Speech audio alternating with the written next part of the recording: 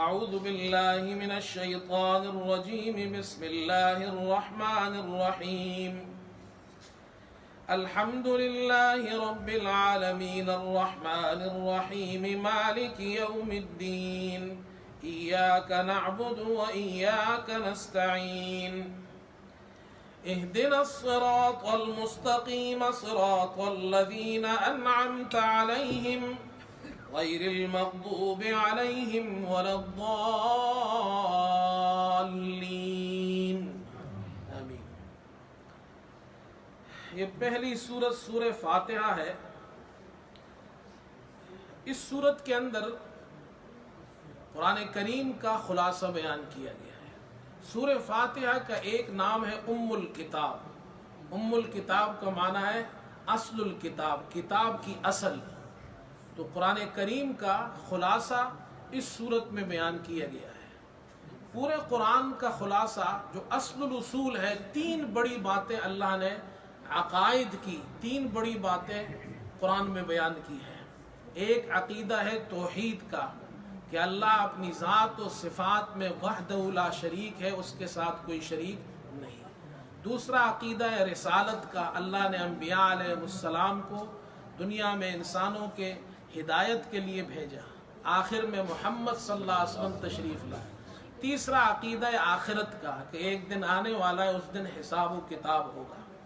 سورہ فاتحہ میں اللہ نے یہ تین بڑے عقیدے بیان کیے. الحمدللہ رب العالمین الرحمن الرحیم عقیدہ توحید ہے. مالک یوم الدین یہ قیامت کا ذکر ہے. اہدنا الصراط المستقیم صراط الذین انعمت علیہم، منعم علیہم جن پر اللہ نے انعام کیا، ان میں ایک انبیاء کی جماعت بھی ہے جن میں محمد صلی اللہ علیہ وسلم اللہ کے آخری رسول ہیں. اس کے بعد مکے میں رسول کریم صلی اللہ علیہ وسلم کی مکی زندگی 13 سال ہے جب آپ نے کار نبوت کا آغاز فرمایا، اور اس وقت قرآن نے یہ تین عقائد بیان کیے. اس زمانے میں جتنی صورتیں اتری اس میں یہ تین عقیدے بنیادی طور پر بیان ہوئے. اور جب یہ بات پکی ہو گئی اور اچھی طرح ان کے دلوں میں راسخ ہو گئی تو پھر فرمایا کہ اب تم زندگی کیسے تمہیں گزارنی ہے. کہا ان نیک لوگوں کے راستے پر چلنا ہے جن پر اللہ نے انعام کیا ہے، صراط الذین انعمت علیہم. اور ان لوگوں کے راستے پر نہیں چلنا جن پر اللہ کا غضب ہوا ہے اور جو گمراہ ہوئے ہیں. اس لیے ہم اللہ سے دعا مانگتے ہیں. سورہ فاتحہ میں یہی دعا ہے، اللہ ہمیں جن پر تو نے انعام کیے نیک لوگوں کے راستے پر چلا، اور جن پر تیرا غضب ہوا ہے جو گمراہ ہوئے ان کے راستے سے ہمیں بچا. سورہ بقرہ ہے. سورہ بقرہ کے اندر یہاں 5 بڑے مضامین اس سورت میں بیان ہوئے ہیں. رکوع نمبر 1 سے لے کر رکوع نمبر 18 تک یہود کا ذکر ہے. یہ ایک بڑی قوم تھی، اللہ نے ان کو بہت نوازا تھا، لیکن ان کی بدعمالیوں کی وجہ سے اللہ نے ان کو جو عزت دی تھی وہ واپس لے لی، جو فضل اللہ نے ان پر کیا تھا وہ واپس لے لیا. اور اس کے بعد رکوع نمبر 19 کے اندر تہذیب الاخلاق ہے، اپنے اخلاق اچھے کرو. اس کے بعد رکوع نمبر 20 سے 23 تک تدبیر المنزل ہے. تم اپنے گھر کے اندر، اپنے خاندان اور اپنی فیملی کے اندر جب رہتے ہو تو تمہارے اوپر کچھ حقوق ہے، کچھ ایسا نظام ہونا چاہیے تمہارا خاندانی فیملی نظام، گھر کا نظام ٹھیک ہو. وہ اصول اللہ نے بیان کیے ہیں. اس کے بعد رکوع 24 سے 31 تک سیاست مدن ہے. ایک ملک کے اندر ایک بادشاہ اور ایک حکمران، اس کی سیاست کیسی ہوگی، اس کی حکومت کیسی ہوگی، رعایا کا کیسے خیال رکھے گا. اور آخر میں خلافت کبریٰ. یہ 5 مضامین ہیں. آج ان میں سے ہم رکوع نمبر 21 تک اس کا خلاصہ بیان کریں گے. سورہ فاتحہ کے آخر میں 3 جماعتوں کا ذکر ہے. منعم علیہم جن پر اللہ نے انعام کیا، انبیاء، صدیقین، شہداء و صالحین، یہ مومنین کی جماعت ہے، ایمان والوں کی. مغضوب علیہم یہ کفار کی جماعت ہے. وللضالین یہ منافقین کی جماعت ہے. 3 جماعتیں ہو گئی. تو سورہ بقرہ کے شروع کے 2 رکوع میں اللہ نے ان 3 جماعتوں کا تعارف کرایا ہے. جو لوگ ایمان والے ہیں وہ کون ہے؟ تو قال الذین یؤمنون بالغیب ویقیمون الصلاۃ، یہاں سے اولئک علی ھدی من ربہم واولئک ھم المفلحون، یہ کامیاب جماعت ہے۔ دوسری جماعت جو کفار کی جماعت ہے، ان الذین کفروا سے وَلَهُمْ عَذَابٌ عَظِيمٌ تک، یہ کفار کی جماعت ہے، ان کے لیے اللہ کا بڑا عذاب ہے۔ تیسری جماعت منافقین کی ہے، تو پورے رکوع میں تفصیل سے اللہ نے ان کی بری صفات کو ذکر کیا ہے۔ مومنین اور کفار کی دو جماعتوں کو ایک رکوع میں چند الفاظ میں ذکر کیا، منافقین کو اللہ نے پورے رکوع کے اندر زیادہ آیتوں میں ذکر کیا، اس لیے کہ منافق کافر کے بنسبت زیادہ خطرناک ہوتا ہے، یہ نقصان پہنچاتا ہے مسلمان کو۔ تو دنیا میں یہ تین جماعتیں ہوتی ہیں، یا تو مسلمان ہوتا ہے، یا کافر ہوتا ہے، اور یا منافق ہوتا ہے۔ اس کے بعد دو رکوع کے بعد تیسرے رکوع کے اندر اللہ رب العزت پوری انسانیت کو دعوت دے رہے ہیں، اور دعوت ان کو دی جا رہی ہے اللہ کی نعمتوں کو ذکر کر کے۔ اس کو کہتے ہیں تذکیر بآلاء اللہ، اللہ کی نعمتوں کو ذکر کیا جا رہا ہے۔ تم اس رب کی عبادت کرو جس نے تم کو پیدا کیا، تم سے پہلوں کو پیدا کیا، جس نے زمین کو تمہارے لیے فرش بنایا، آسمان کو چھت بنایا، یہ اللہ کی انعامات ہے۔ اللہ سے بندے کا تعلق کیسے جڑتا ہے اور اللہ کے ساتھ بندے کا تعلق کیسے جڑے گا، تو اس کا ذکر کیا ہے کہ خدا سے رابطہ جوڑو، اس لیے کہ خدا تمہارا رب ہے، تمہارا خیال رکھتا ہے۔ یا ایھا الناس اعبدوا ربکم، وہ تمہارا پالنے والا ہے، وہ تمہارا خیال رکھتا ہے۔ تو اس لیے اصلاح کا قانون اللہ نے قرآن پاک کے شروع میں پوری انسانیت کے لیے اصلاح کا قانون بیان کیا ہے، اور اصلاح کا قانون پہلا یہ ہے تم اپنے رب سے تعلق جوڑو۔ جب تم اپنے رب سے تعلق جوڑو گے تمہاری اصلاح ہو جائے گی، تم کامیاب ہو جاؤ گے۔ دوسری چیز، رب سے تعلق کیسے جڑتا ہے، تو اسی رکوع کے آیت نمبر 22 کے اندر اللہ نے بیان فرمایا کہ رب سے تعلق اس طرح جڑتا ہے کہ جو اللہ نے کتاب بھیجی اس میں شک نہ کرو، اس کو مان لو۔ وَإِن كُنتُمْ فِي رَيْبٍ مِّمَّا نَزَّلْنَا عَلَىٰ عَبْدِنَا، شک نہیں کرو۔ اگر تم شک کرتے ہو جو ہم نے محمد صلی اللہ علیہ وسلم پر کتاب اتاری ہے تو اس جیسی ایک صورت بنا کر لے آؤ، تو تم نہیں کر سکتے ہو۔ اس رکوع میں اللہ نے اللہ سے تعلق جوڑنے کا اور اللہ سے تعلق بنانے کا ذکر فرمایا۔ انسانیت کی اصلاح یہ اپنے رب سے تعلق جوڑے۔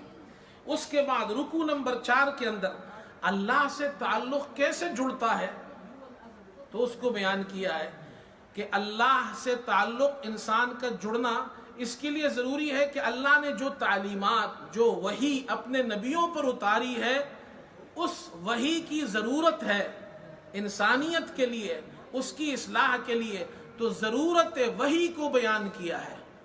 آدم علیہ السلام کی پیدائش کا قصہ بیان کیا۔ جب وہ پیدا ہو گئے تو فرشتوں سے کہا ان کو سجدہ کرو، تو آدم کا مقام بیان کیا کہ فرشتوں نے ان کو سجدہ کیا۔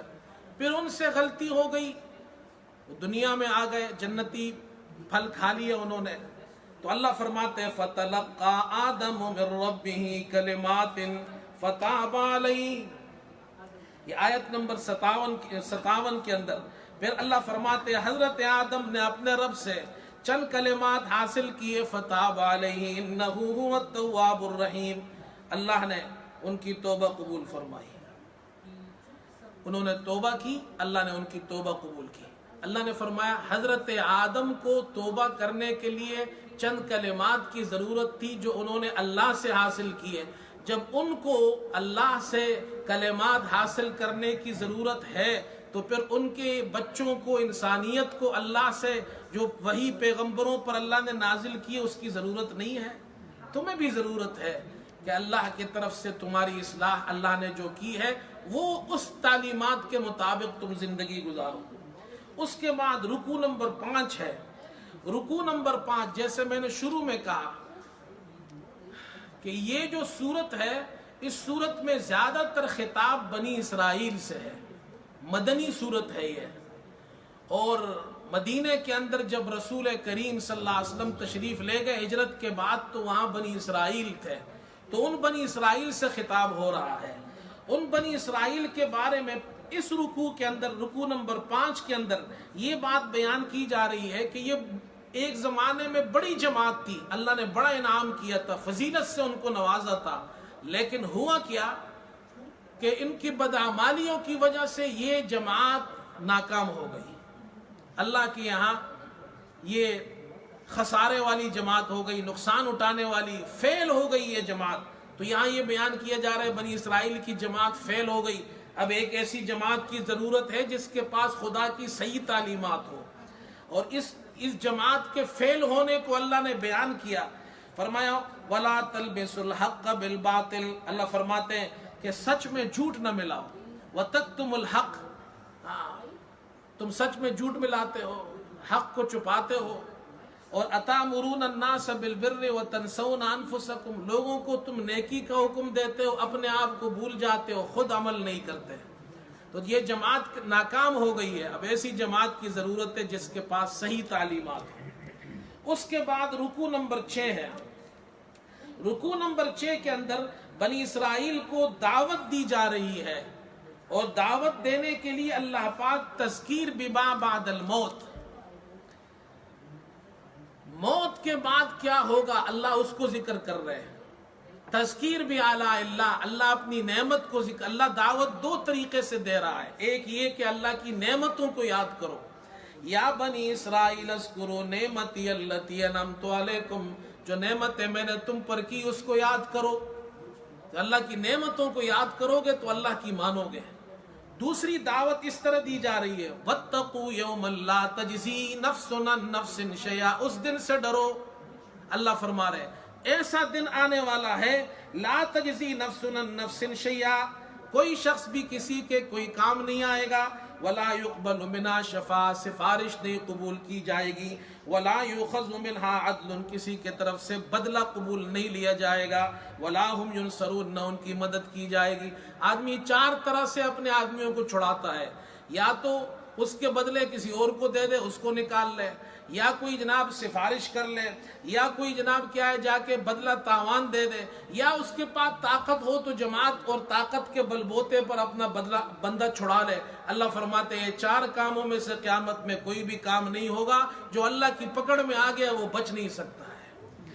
اس کے بعد اللہ ذکر کر رہے ہیں کہ یہ بنی اسرائیل یہ بدوی زندگی میں بھی ناکام ہو گئے اور قروی زندگی میں بھی ناکام ہو گئے، اس لیے کہ جب قوم ارتقاء پاتی ہے، آہستہ آہستہ ان کی ترقی ہوتی ہے تو نیچے سے اوپر کی طرف جاتی ہے۔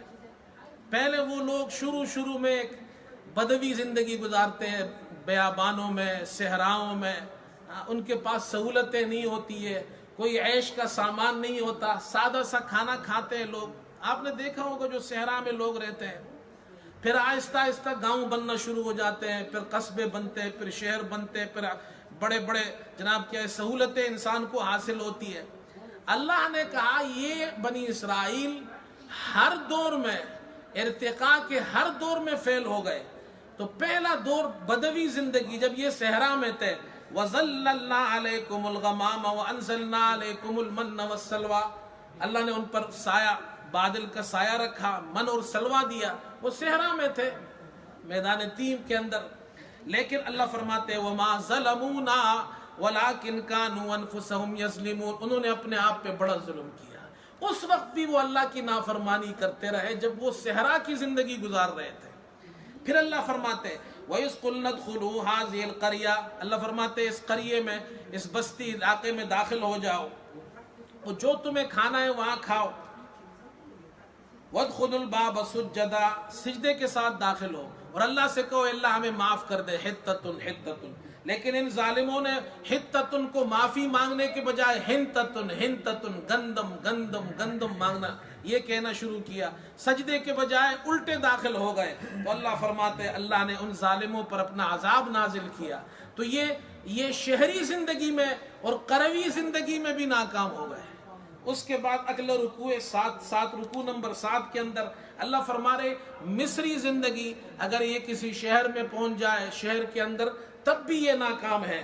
اس لیے فرمایا یہ ان لوگوں نے مادیتی کے اندر اللہ کی نعمتیں من و سلوا کے بدلے اللہ سے سبزیاں، ککڑیاں اور جناب کیا ہے گیہوں اور پیاز اور دال مانگنا شروع کر دیا، حالانکہ اللہ ان کو من و سلمہ دے رہا تھا۔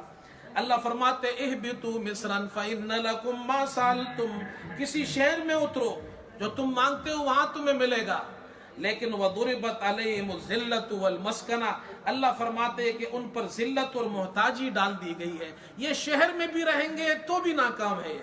تو دیکھو اللہ نے کہا یہ اتنی بڑی فضیلت والی قوم تھی لیکن ناکام ہو گئی۔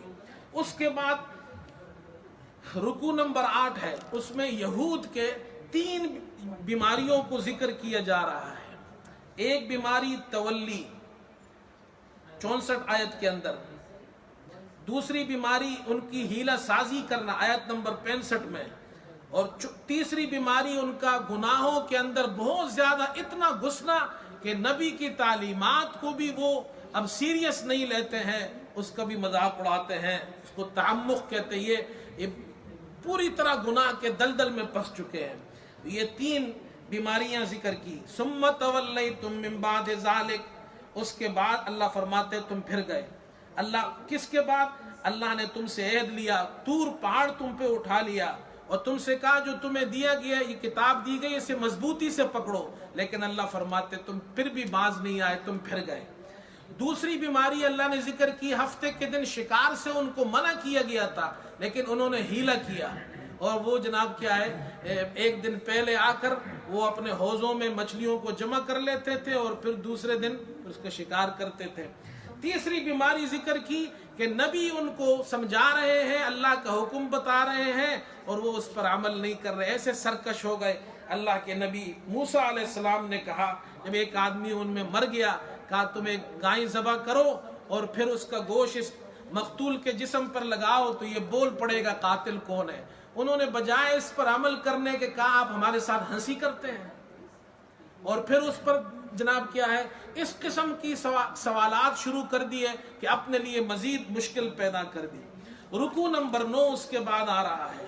یہ جو بنی اسرائیل ہے اس طرح فیل ہو چکے ہیں کہ مسلمانوں کے مساوی ہو کر بھی، ایک ساتھ ہو کر بھی مسلمانوں کے ساتھ اب کام نہیں کر سکتے۔ اس زمانے میں مدینہ کے میں یہ بنی اسرائیل بھی تھے، تو اللہ فرما رہے اس کی وجہ کیا ہے؟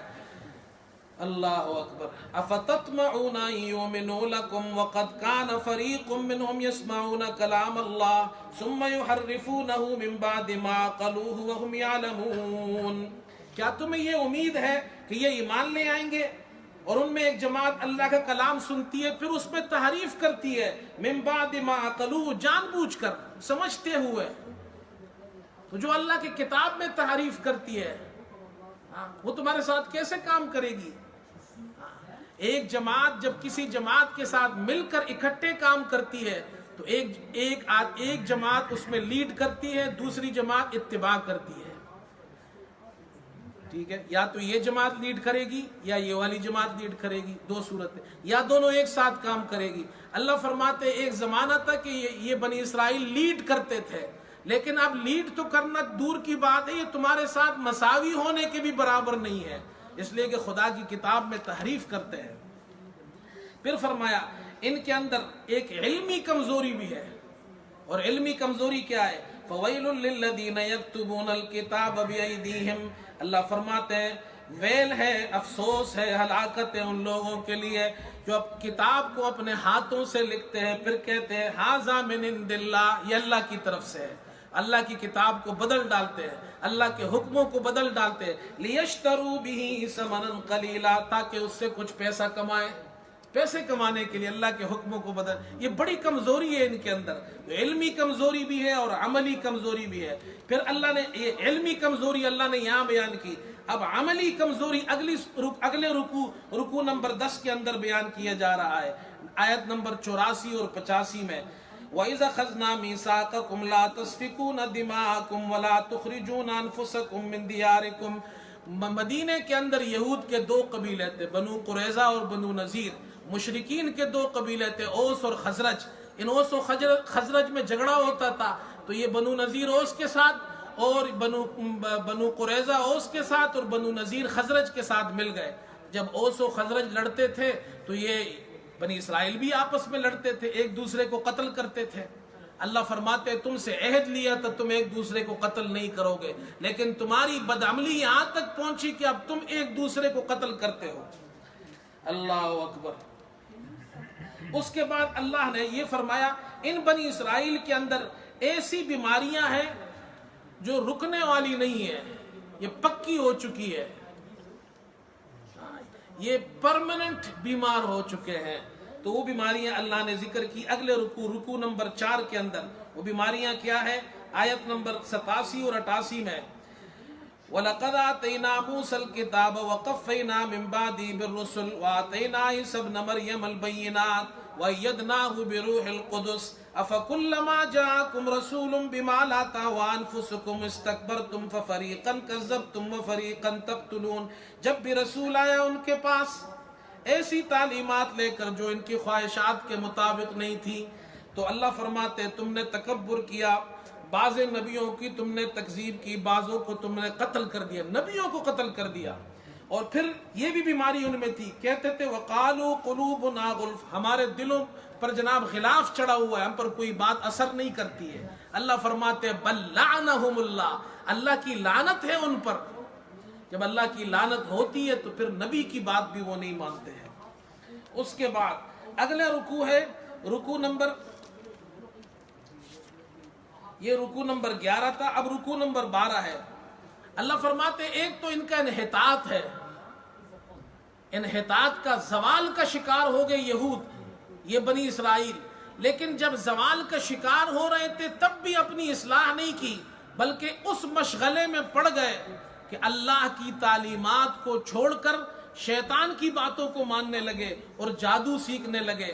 اس لیے رکوع نمبر 12 میں آیت نمبر 102 میں بیان کیا وَاتَّبَعُوا مَا تَتْلُو الشَّيَاطِينُ عَلَىٰ مُلْكِ سُلَيْمَانَ، شیاطین جو حضرت سلیمان کے ملک میں پڑھتے تھے، یعنی جو جادو وغیرہ، یہ اس کے پیچھے پڑ گئے، خدا کی تعلیمات کو انہوں نے چھوڑ دیا۔ اس کے بعد رکوع نمبر 13 کے اندر اس قسم کے بنی اسرائیل اب کا ان سے مقاطعہ کرو، تم ان کے طریقے پہ مت چلو، ان کے اخلاق بگڑ گئے، ان کے اعمال بگڑ گئے ہیں، تم اس طرح مت کرو۔ یہ بنی اسرائیل جب محمد صلی اللہ علیہ وسلم کی مجلس میں بیٹھتے تھے تو یہ کہتے تھے راعنا، راعنا کا معنی ہے آپ ہماری رعایت کیجئے، مسئلہ بیان کر دیجئے، لیکن وہ کہتے تھے راعینا، راعینا کا معنی ہے نعوذ باللہ، راعی چرواہے کو کہتے، تو وہ حضور صلی اللہ علیہ وسلم کا مذاق اڑاتے تھے، نعوذ باللہ نعوذ باللہ۔ اور مسلمان تو عربی زبان میں راعنا کا معنی ہے ہماری رعایت کیجئے، لیکن اللہ نے صحابہ کو ادب سکھایا کہ تم یہ لفظ مت کہو، اس لیے کہ تمہارا مطلب تو ٹھیک ہوتا ہے اس لفظ سے، لیکن یہ بنی اسرائیل اور یہود خوش ہوتے ہیں کہ دیکھو ہم نے مسلمانوں کو بھی ایسا جناب کیا ہے، یہ ایسا لفظ یہ لوگ حضور صلی اللہ علیہ وسلم کی مجلس میں لیتے ہیں، اس کا یہ غلط معنی وہ لوگ مراد لیتے تھے۔ اللہ نے فرمایا نہیں، اب رائنا کی جگہ انظرنا کہو، ان کی طرح الفاظ بھی استعمال مت کرو، اگرچہ تمہارے الفاظ اس کا معنی غلط نہیں ہے، لیکن یہ لوگ خوش ہوتے ہیں کہ ان کا اس طرح الفاظ استعمال مت کرو۔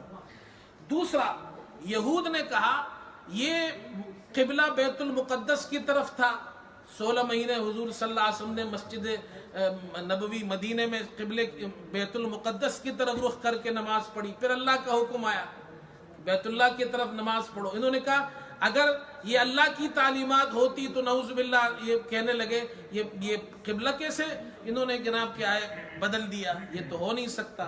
اللہ فرماتے نہیں، ما ننسخ من آیت او ننسها، ہم جس آیت کو منسوخ کر دے یا اس کو بلا دے، ناتی بخیر منہا او مثلہا، اس سے بہتر یا اس کی طرح دوسرا حکم دوسری آیت لے آتے ہیں۔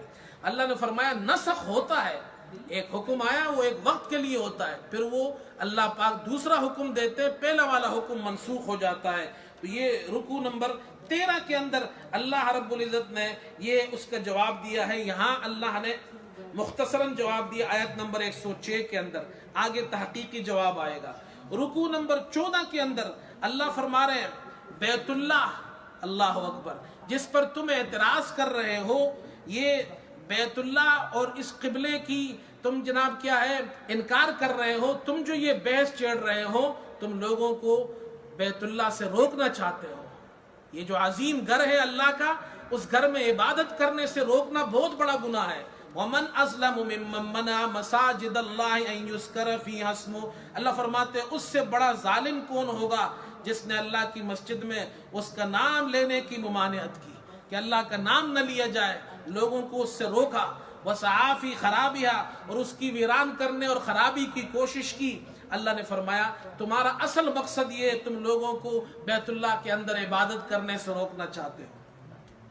پھر اللہ فرما رہے اگلے رکوع 15 کے اندر کہ بیت اللہ جو ہے یہ جس کی تم مخالفت کر رہے ہو، یہ بھی تو دیکھو اس بیت اللہ کی تعمیر کس نے کی ہے، حضرت ابراہیم علیہ السلام اور حضرت اسماعیل علیہ السلام، اور یہ تمہارے مسلمات کے اندر ہے۔ تم حضرت ابراہیم کو اپنا نبی مانتے ہو، تم کہتے ہو ہم ان کے متبعین میں سے ہیں، تو انہوں نے یہ بیت اللہ کی تعمیر کی اور اس کی مخالفت کر رہے ہو۔ تو تفصیل سے اللہ نے اس رکوع میں حضرت ابراہیم علیہ السلام اور ان کے بیٹے حضرت اسماعیل علیہ السلام نے جب بیت اللہ بنایا، وَإِذْ يَرْفَعُ إِبْرَاهِيمُ الْقَوَاعِدَ مِنَ الْبَيْتِ وَإِسْمَاعِيلُ، پھر انہوں نے دعا بھی کی، رَبَّنَا وَابْعَثْ فِيهِمْ رَسُولًا، اے اللہ یہ جو بعد میں امت آئے گی، اسی یہاں کے رہنے والے جو لوگ ہوں گے انہی کے اندر ایک رسول بھیج۔ تو اللہ نے ان کی دعا محمد صلی اللہ علیہ وسلم کے حق میں قبول فرمائی۔ اس کے بعد رکوع نمبر 16 کے اندر اللہ فرماتے ہیں یہود کے، بنی اسرائیل کے وہ مسلم التعظیم بزرگ جن کو یہ مانتے ہیں کہ یہ ہمارے بزرگ ہیں، اللہ فرماتے ہیں تم کہو ہم انہی انبیاء کے نقش قدم پر چلتے ہیں، انہی کے عقیدے پر ہیں جن کو تم مانتے ہو۔ قولوا آمنا باللہ، رکوع آیت نمبر 136، رکوع نمبر 16، قل اقولوا آمنا باللہ، کہہ دو ہم اللہ پر ایمان لائے، وما انزل الینا وما انزل الی ابراہیم واسماعیل واسحاق ویعقوب والاسباط، یہ جتنے نبی ان پر اللہ نے جو اتارا اس سب پر ہمارا ایمان ہے، یہ سب اللہ کے سچے نبی تھے۔ اس کے بعد اگلا رکوع 17، اس میں تحویل قبلے کا تحقیقی جواب آیت نمبر 143 کے اندر دیا گیا ہے۔ قد نرى تقلب وجهك في السماء فلنولينك قبلة ترضاها، اللہ فرماتے ہیں کہ ہم نے آپ کا منہ آسمان کی طرف پھرنا دیکھ لیا۔ حضور صلی اللہ علیہ وسلم آسمان کی طرف سر اٹھاتے تھے، اللہ فرماتے نرى تقلب وجهك في السماء، آپ کا منہ اور آپ کا چہرہ آسمان کی طرف جو آپ پھیرتے تھے وہ ہم نے دیکھ لیا۔ فَلَنُوَلِّيَنَّكَ قِبْلَةً تَرْضَاهَا، ہم آپ کو اس قبلے کی طرف پھیر دیں گے جو آپ کو پسند ہے۔ چنانچہ اللہ نے فرمایا بیت اللہ کی طرف رخ کرو، اور فرمایا وَإِنَّ الَّذِينَ أُوتُوا الْكِتَابَ لَيَعْلَمُونَ أَنَّهُ الْحَقُّ مِنْ، یہ اہل کتاب بھی جانتے ہیں کہ یہی حق ہے، ان کی کتابوں میں بھی لکھا ہے کہ قبلہ بیت المقدس سے بیت اللہ کی طرف ہوگا۔ اس کے بعد اللہ فرماتے ہیں کہ ان بنی اسرائیل کی خوشنودی، اگر بیت المقدس کی طرف قبلہ ہو اس سے بھی ان کی خوشنودی نہیں ہوگی، یہ اس وقت تک راضی نہیں ہوں گے جب تک تم ان کی اتباع نہ کرو، اور ان کی اتباع کرنے کی اجازت نہیں ہے۔ اللہ فرماتے ہیں وَلَئِنْ أَتَيْتَ الَّذِينَ بِكُلِّ آیَةٍ أُوتُوا الْكِتَابَ بِكُلِّ آیَةٍ، اگر آپ ان کو ہر ایک دلیل دے دیں، مَا تَبِعُوا قِبْلَةَ، پھر بھی آپ کے قبلے کو نہیں مانیں گے، وَمَا أَنْتَ بِتَابِعٍ قِبْلَتَهُمْ، آپ بھی ان کے قبلے کی اتباع نہیں کریں، یعنی تم بھی بیت المقدس کی طرف نہیں بیت اللہ کی طرف رخ کر کے نماز پڑھو، اور ان کے خواہشات پہ چلنا بڑا جرم ہے۔ وَلَئِنِ اتَّبَعْتَ أَهْوَاءَهُمْ مِنْ بَعْدِ مَا جَاءَكَ مِنَ الْعِلْمِ إِنَّكَ إِذًا لَّمِنَ الظَّالِمِينَ۔ اچھا جی، رکوع نمبر 17، اس کے اندر اللہ مسلمانوں کو تعلیم دے رہا ہے کہ یہ جو پچھلے رکوع میں بیان ہوا کہ یہ قبلہ اللہ نے حکم دیا ہے بیت المقدس سے بیت اللہ کی طرف رخ کرو، لہذا تم اس پر استقامت ڈٹے رہو، اس پر استقامت اختیار کرو۔ اور جناب کیا ہے آیت نمبر 159 کے اندر اس کو بیان کیا جا رہا ہے وَمِنْ حَيْثُ خَرَجْتَ فَوَلِّ وَجْهَكَ شَطْرَ الْمَسْجِدِ الْحَرَامِ، دنیا میں تم جہاں کہیں بھی ہو مسجد حرام کی طرف رخ کر کے نماز پڑھو، کسی اور طرف رخ کر کے نماز پڑھنے کی اجازت نہیں ہے۔ یہاں تک تو خطاب بنی اسرائیل کی طرف تھا، اور بیت اللہ جو قبلہ تھا اس تحویل قبلے کو بیان کیا کہ بیت المقدس سے بیت اللہ کی طرف ہو گیا۔ اب آگے مدینہ منورہ میں حضور صلی اللہ علیہ وسلم نے حکومت قائم کی ہے، تو ایک اسلامی حکومت کیسے ہونی چاہیے؟ تو 3 بڑے کام ہوتے ہیں اس میں، ایک تہذیب اخلاق، ایک تدبیر منزل، ایک سیاست مدن۔ ایک انڈیویجول انفرادی کام ہے کہ ایسے اچھی مسلمانوں کی حکومت ہو کہ لوگوں کی ایسی اصلاح ہو، انڈیویجولی ہر آدمی اچھے اخلاق والا ہو۔ ایک اچھے ملک کی، ترقی یافتہ ملک کی ابتدا اس سے ہوتی ہے کہ ہر ایک شخص کے اخلاق اچھے ہو، اس کو کہتے ہیں تہذیب الاخلاق۔ دوسرا سٹیپ یہ ہے تدبیر المنزل، گھر کے اندر جو نظام ہے اللہ نے اس کے 5 اصول بیان کیے ہیں۔ گھر کے اندر تدبیر منزل، تمہیں گھر کے اندر یہ کام کرنے ہیں 5 اپنے فیملی میں، تمہاری فیملی مضبوط ہوگی، اللہ بھی چاہتے تمہاری فیملی مضبوط ہو۔ اور تیسری چیز سیاست مدن، ایک ملک کیسے مضبوط ہوگا، ایک نظام کیسے مضبوط ہوگا۔ تو اس میں سے اب اس رکوع کے اندر، رکوع نمبر 18 کے اندر تہذیب اخلاق کو بیان کیا جا رہا ہے۔ تہذیب اخلاق کے اندر 2 چیزیں یہاں بیان کی جا رہی ہیں، فَاذْكُرُونِي أَذْكُرْكُمْ وَاشْكُرُوا لِي وَلَا تَكْفُرُونَ۔ ایک اللہ کا ذکر کرو، اللہ فرماتے تم مجھے یاد کرو میں تمہیں یاد کروں گا، وَاشْكُرُوا لِي، میرا شکر ادا کرو۔ انسان کی انڈیویجول ذاتی زندگی مسلمان کی اس وقت تک سدھر نہیں سکتی جب تک کہ وہ اللہ کو یاد نہیں کرے، اس کے اخلاق اس وقت تک اچھے نہیں ہو سکتے جب تک کہ اللہ کا شکر ادا نہ کرے۔ اس کے بعد اگلے رکوع کے اندر پھر تہذیب الاخلاق کو بیان کیا جا رہا ہے، رکوع نمبر 19 کے اندر، اور وہاں 2 چیزیں بیان کی جا رہی ہے، یا ایھا الذین آمنوا استعینوا بالصبر والصلاۃ۔ ایک مہذب اور بااخلاق انسان وہ ہوتا ہے جس کے اندر صبر ہوتا ہے، حوصلہ ہوتا ہے، برداشت کی قوت ہوتی ہے، تکلیفوں کو برداشت کر سکتا ہے، مصائب کو برداشت کر سکتا ہے۔ اور تیسری چیز، ان الصفا والمروہ من شعائر اللہ، صفا و مروہ شعائر اللہ میں سے، اس سے دین کی علامات اور نشانیاں ہیں، تم ان کا احترام کرو۔ تو سمجھایا مسلمان وہ ہے جو شعائر اللہ، جو اسلامی شعائر ہے، وہ چیزیں جس سے اسلام کی پہچان ہوتی ہے اس کی بد احترامی نہیں کرتا، رسپیکٹ کرتا ہے، مسجد کی رسپیکٹ کرتا ہے، مدرسے کی رسپیکٹ کرتا ہے، علماء کا احترام کرتا ہے، بزرگوں کا احترام کرتا ہے، قرآن کا احترام کرتا ہے، نیک لوگوں کا احترام کرتا ہے، بڑوں کی عزت کرتا ہے، ماں باپ کا احترام کرتا ہے۔ یہاں تک کہ یہ تو مسلمان ہے، کوئی غیر مسلم کسی اور بھی مذہب کے لوگ ہو، ان کے مذہب کی جو علامات اور نشانیاں ہیں، ان کے جو بھی ان کے، یہاں تک کہ ان کے جو معبودان باطلہ ہے ان کی بھی توہین نہیں کرتا ہے، اس لیے کہ اگر تم ان کی توہین کرو گے وہ تمہارے خدا کی توہین کریں گے، یہ اسلام سکھاتا ہے۔ تو پہلے کیا ہے، اپنے اخلاق ٹھیک کرو۔ اس کے بعد پھر آیت نمبر اس کے بعد اگلا رکوع ہے، رکوع نمبر 20۔ اب تدبیر منزل ہے، یہ 2 رکوع رہ گئے، بس اب ختم ہو جائے گا۔ آخری 2 رکعات میں یہ بیان ہوا تھا تمہاری فیملی سسٹم کیسے مضبوط ہوگا۔ دیکھو 1400 سال سے زیادہ عرصہ گزرا، اسلام ایک ایسا ملک، ایسا نظام دے رہا ہے، تمہارا فیملی نظام کیسے مضبوط ہوگا۔ تو کہا اس کے 5 اصول بیان کیے، 2 ہم آج پڑھیں گے، 3 کل پڑھیں گے انشاءاللہ۔ پہلا اصول یہ بیان کیا، مسئلہ کسب رزق۔ اللہ چاہتا ہے فیملی کے اندر جو بھی بڑا ہو، جو زیادہ بڑا ہے اس کی ذمہ داری اتنی بڑی ہے۔ اللہ کو پسند نہیں ہے ہاتھ پر ہاتھ رکھ کر بیٹھو، اللہ بھی فرماتے نہیں، جاؤ دنیا میں گھومو، یہ سمندر میں نے بنائے، یہ دریا میں نے بنائے، اس میں جو کشتیاں چلتی ہیں میرے حکم سے چلتی ہے، یہ کیوں میں نے بنائی ہے؟ تاکہ تم کاروبار کرو، تجارت کرو، محنت کرو۔ اس کو کہتے ہیں کسب رزق۔ فیملی کا نظام مضبوط کرنے کے لیے فائننشلی تمہیں مضبوط ہونا پڑے گا۔ 1400 سال پہلے اللہ نے ہمیں یہ نظام اور سسٹم دیا ہے۔ ان فی خلق السماوات والارض واختلاف اللیل والنہار، اللہ فرماتے بے شک آسمانوں میں اور زمین میں، رات اور دن کے عدلنے بدلنے میں، والفلک التی تجری فی البحر بما ینفع الناس، اور وہ جہاز جو دریا میں چلتے ہیں انسانوں کی نفع دینے والی چیزوں کو لے کر، بڑا بڑے بڑے جہاز ہے، اس میں سامان ہوتے ہیں، ایک تجارت ہوتی ہے، ایک کمپنی دوسری کمپنی کو، ایک ملک سے دوسرے ملک کو بیچتے ہیں۔ اللہ فرما رہے ہیں یہ تجارت اور کاروبار کرو تاکہ تم رزق کماؤ اور تمہاری فیملی مضبوط ہو۔ تدبیر منزل کہتے ہیں اس کو۔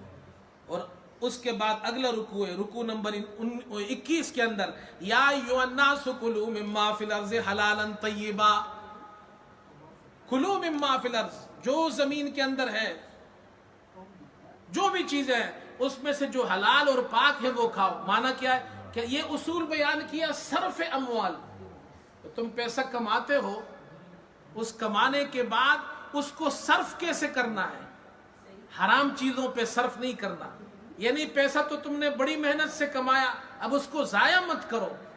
ہاں، یہ نہیں پیسہ کما لیا فیملی کو نہیں دیتے اور باہر جا کر جناب کیا جوا کھیلتے، جوئے میں اڑا دیا، بجائے اپنے فیملی پہ خرچ کرنے کے جناب کیا باہر جا کر کلبوں میں اور پبوں میں اور جناب کیا شرابوں میں ناچ گانوں میں اڑا دیا، کہ حرام میں مت اڑاؤ۔ کلوا مما فی الارض حلالا، حلال میں، طیب میں، بچوں کا خیال کرو، اپنا خیال رکھو۔ صرف اموال، اب اس مال کو کیسے خرچ کرنا ہے، تو یہ اصول اللہ نے بیان کیا ہے ہماری فیملی کے نظام کو مضبوط کرنے کے لیے۔ 2 اصول یہ ہو گئے، انشاءاللہ 3 اصول کل بیان ہوں گے، جب کل اگلا اس کے بعد والا رکوع شروع کریں گے۔ اللہ ہمیں عمل کی توفیق عطا فرمائے۔ وآخر دعوانا الحمدللہ رب العالمین۔